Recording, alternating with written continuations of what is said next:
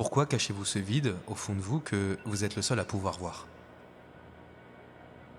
Dans votre vie, par exemple, il y a d'abord le réveil qui sonne, et puis le café, et puis le métro, et le travail, et maintenant cette vidéo. Un écran de plus dans une journée qui reviendrait à l'identique, seconde pour seconde si elle devait recommencer. C'est ce que Nietzsche appelait l'éternel retour, sauf que là ce n'est pas une histoire, là on parle de votre existence. Et votre existence, comme la mienne d'ailleurs, tient entièrement dans le temps, sauf que le temps résiste à être tenu. Pour qu'une seule seconde s'écoule par exemple, il faudrait d'abord en traverser la moitié, puis la moitié de ce qui reste, puis encore la moitié sans fin, ce qui devrait en toute logique empêcher n'importe quelle seconde de jamais finir de s'écouler. Et pourtant, elle s'écoule sans même se soucier du problème. Le maintenant, si on le prend au sens strict, il n'a même pas de durée, c'est un point, c'est une limite sans épaisseur entre un avant qui n'existe plus et un après qui n'existe pas encore. Et sur la question du temps, même notre cerveau nous joue des tours. Il faut environ 80 millisecondes à un signal nerveux pour remonter le long des nerfs jusqu'au cerveau et y être traité, ce qui veut dire que le maintenant qu'on croit ressentir au moment du contact est déjà un souvenir vieux d'une fraction de seconde au moment même où on le ressent. Et la physique n'aide pas davantage. La lumière du soleil qu'on regarde a 8 minutes de retard sur l'astre qui l'a émise, si bien que on ne voit jamais le soleil maintenant, mais le soleil d'il y a 8 minutes. Et ce que j'appelle mon maintenant ne correspond même pas au maintenant de quelqu'un qui se déplacerait assez vite ailleurs. La simultanéité elle-même dépend de qui regarde, ce qui laisse un sol aussi instable qu'une règle du jeu qu'on n'aurait même pas fini de lire.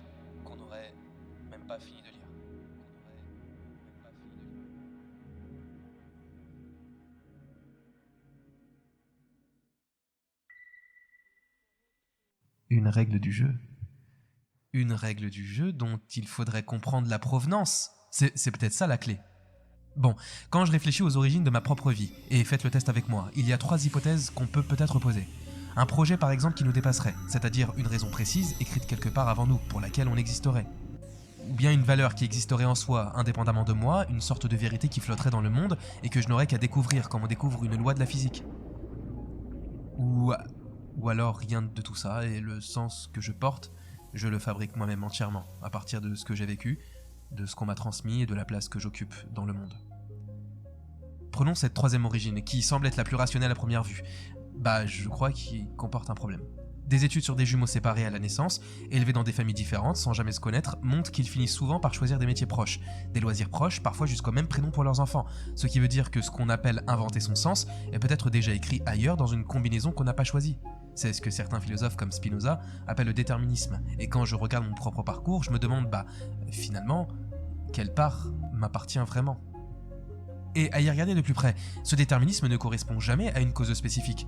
Peut-être que c'est une articulation entre le vécu, entre l'environnement socio-familial, où on a pu grandir, et le facteur biologique. Une combinaison si singulière qu'il en existe autant que d'individus sur Terre, ce qui rend le déterminisme, une fois qu'on essaye vraiment de le saisir, aussi insaisissable que ce qu'il prétendait expliquer. Et il y a encore un autre problème. Si tout est tracé de cette manière, pourquoi est-ce qu'on a tous, à un moment ou à un autre, cette sensation bizarre d'être étranger dans sa propre vie, comme si on observait quelqu'un d'autre prendre nos décisions? Autrement dit, si tout est déjà écrit par cette combinaison, pourquoi alors ressentir ce besoin de comprendre?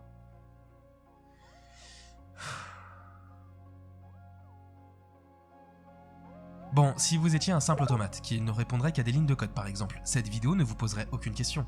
Le fait même que vous soyez en train de réfléchir sur votre existence montre peut-être qu'il y a, dans la conscience, une anomalie ou alors une capacité à se retourner sur soi-même que rien dans le déterminisme pur peut expliquer. Et sans jamais savoir lequel de ces 3 hypothèses est la bonne, ni même s'il faut choisir entre eux plutôt que d'admettre qu'ils se mélangent, une chose reste certaine. Dans cette partie-là, gagner ou perdre n'a jamais eu grand sens, parce que, avant même le premier coup, il y avait déjà quelque chose. Comme de la matière. Une matière fabriquée à l'intérieur d'étoiles mortes depuis longtemps. Le carbone, l'oxygène, l'azote qui composent un corps ne sont formés que dans le cœur d'étoiles massives avant même d'être dispersés dans l'espace par leur explosion, des milliards d'années avant qu'un seul de ces atomes ne se retrouve, provisoirement, assemblés sous cette forme.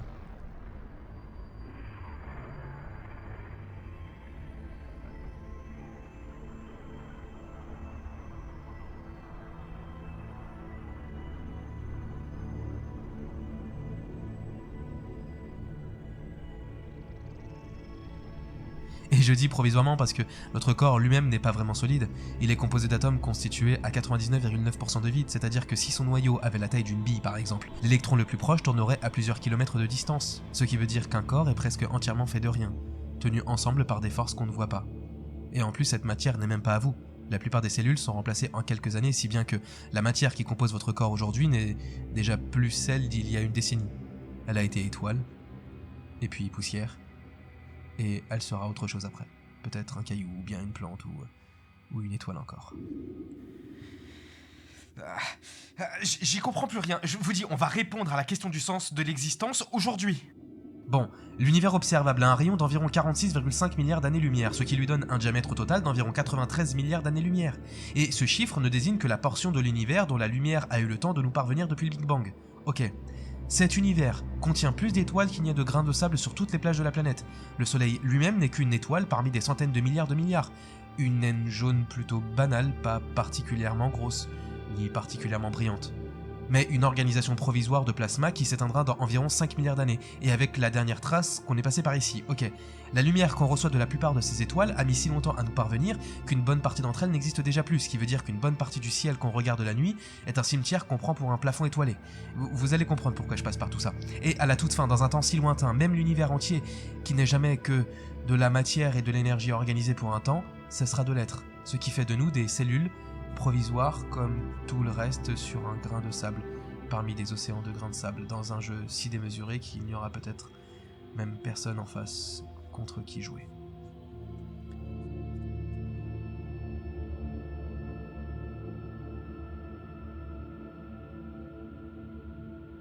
Personne en face?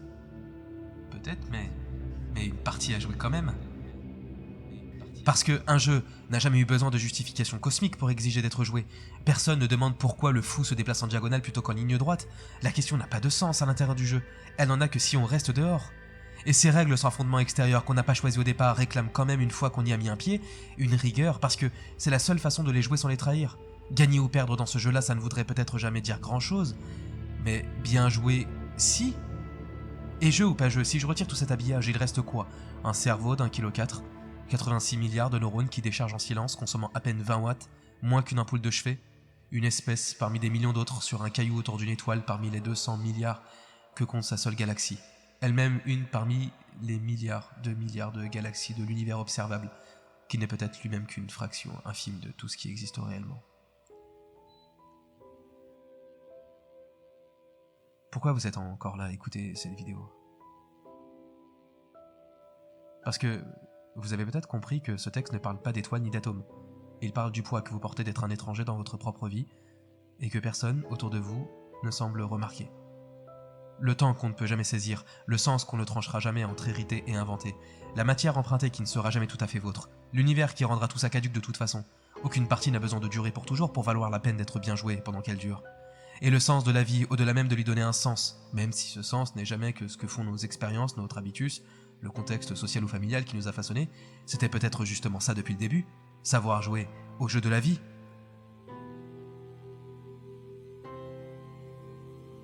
Quand demain le réveil va sonner, encore, vous ouvrirez les yeux encore, vous attraperez votre téléphone encore, vous avalerez votre café encore, et puis vous prendrez les transports pour vous rendre au bureau, un coup de plus dans une partie qui a commencé avant vous et qui continuera sans vous. Tout comme ce texte d'ailleurs que je viens de vous dérouler, qui n'est jamais qu'un tour de plus dans le même jeu. Il commence par un réveil qui sonne, il finit par un réveil qui sonne, et entre les deux on n'a pas résolu grand chose.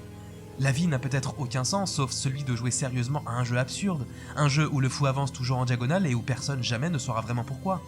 Il est vrai que perdre fait mal, oui, même en sachant que dans quelques milliards d'années, il ne restera ni gagnant ni perdant, ni même personne pour s'en souvenir. Mais c'est peut-être exactement ça, la seule vérité qui reste. Pas le sens ni la victoire, mais la sensation que ça compte maintenant, alors que rien ne le garantit. Malgré le temps qui nous échappe, malgré la matière empruntée, malgré l'univers entier qui s'éteindra un jour sans laisser la moindre trace qu'on soit passé par là, encore, à chaque fois, c'est le seul coup qu'on ait vraiment à jouer. Le sens de ce putain de jeu, ce n'est pas de sortir de la table, c'est de décider de ce qu'on y fait. Puisqu'il n'y a pas d'arbitre, il n'y a pas de but, mais il n'y a surtout plus aucune limite à ce que vous pouvez décider d'y investir. La seule règle qui compte, ce n'est pas de subir la partie, c'est de la mener avec la rigueur d'un joueur qui sait que rien ne compte et qui choisit par pur défi de tout rendre important. La vie, l'existence, le sens, tout ça n'est qu'un décor vide, mais votre conscience de l'absurde, la douleur de ne pas être dupe, c'est aussi ça la seule preuve que vous et moi sommes réels. Le jeu est une illusion, mais le joueur est là, et c'est peut-être pour ça que nous continuons de jouer.